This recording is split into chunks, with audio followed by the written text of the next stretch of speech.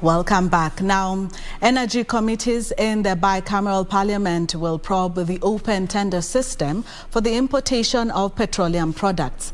This follows a petition submitted before both houses that raised concern on the system, termed it as opaque and shrouded in secrecy, denying Kenyan consumers the benefits of competitive pricing. Last year, there was a hue and cry in the country following the increased prices of petroleum products. According to Consumers Federation of Kenya, KBC, the open tender system through which Kenya imports its petroleum products operates in a cartel-like behavior, falling short of disclosure on the procurement of fuel products and information on when tenders are floated. The petitioner laments that even though the system is dubbed as open, the manner in which it is run remains opaque, shrouded in secrecy, and susceptible to abuse by cartels.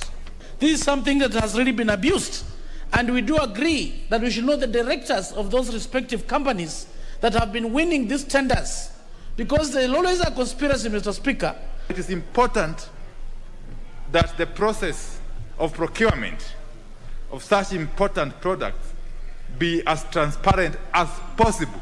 Speaker, I really want to indulge you today from this chair that the Kenyan people are suffering, that you order from your substantive seat, you order that this matter is prioritized. The open tender system is meant to ensure prices are regulated monthly and remain competitive as per market conditions. According to KBC, failure to properly manage the system denies consumers the benefits of competitive pricing.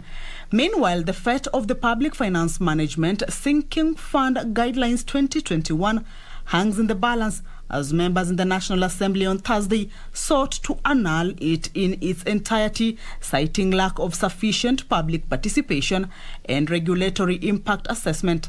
Such an important matter like loans, repayment of public debt, is such an important matter that requires every single Kenyan to have a say in the way the matters are handled.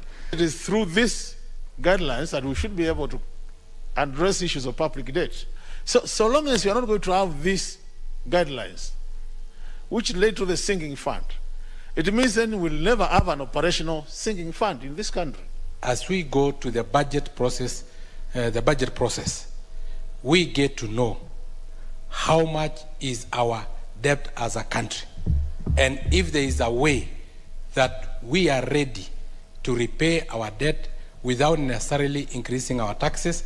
At the same time, National Assembly on Thursday failed to conclude on its business due to lack of quorum. Kamche Menza for Prime Edition.